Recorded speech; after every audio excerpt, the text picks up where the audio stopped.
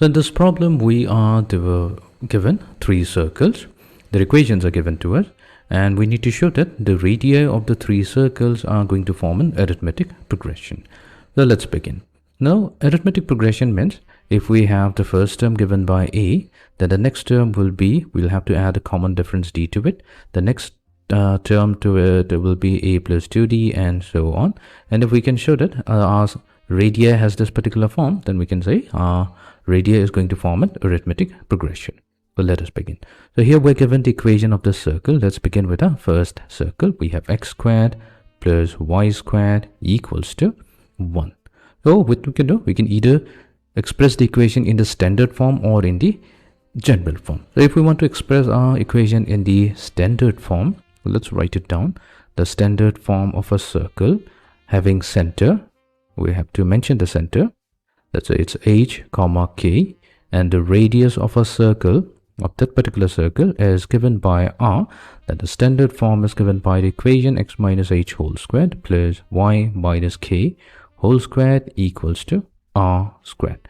And the general form is given by, so for the general form, we have to express the circle, the equation of the circle in the form x squared plus y squared plus 2gx plus 2fy plus c equals to 0. Then the center is going to be given by, we have center given by negative half times the coefficient of x, so that's simply 2g, and then we have negative half times coefficient of y, so that's 2f.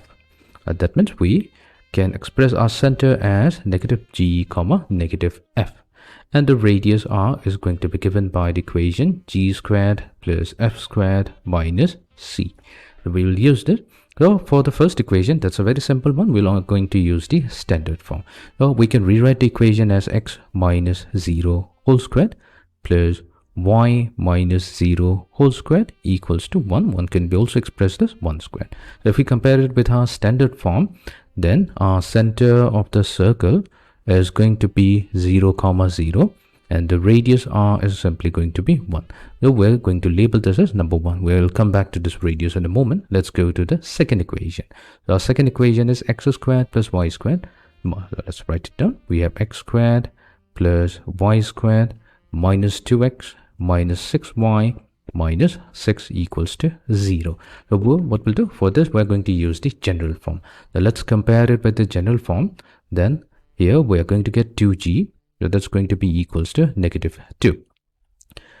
2f is going to be equals to negative 6, and c value is going to be negative 6. So solving for g, we get g equals to negative 1, f will be negative 3, and c remains as negative 6.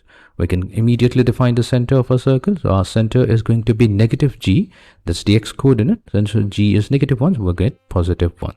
And then the y coordinate is negative f, so it will become positive 3. Let's find out the radius. So our radius is defined as g squared, so that's negative 1 squared plus f squared, so that's negative 3 squared minus c, so c is negative 6, so we get positive 6. So that will be equals to, so we have 3 squared, that's 9, 9 plus 1 will be 10, 10 plus 6 will become 16, so 16 is a perfect square, so we'll get our radius equals to 4 units. Let's label this as number 2. Coming to the third equation, x squared plus y squared minus 4x minus 12y minus 9 equals to 0. So we have x squared plus y squared minus 4x minus 12y minus 9 equals to 0. So comparing it with the general form, so we have 2g equals to negative 4, 2f comes out to be negative 12, and c value is negative 9.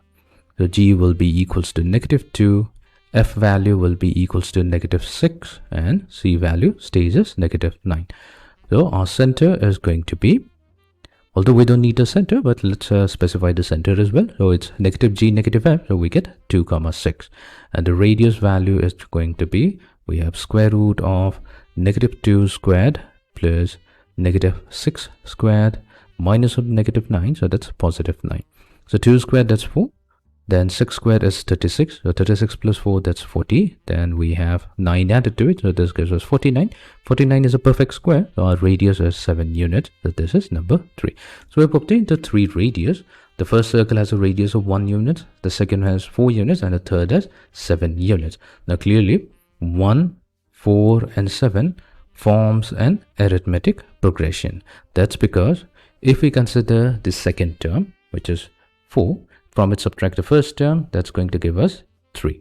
And this is also going to be equals to take the third term and from it subtract the fourth term. So that means we have a common difference of 3 units. That means 1, 4 and 7 forms a radius, and we can finally say that the radii of the 3 circle given by these 3 equations are going to form an arithmetic progression.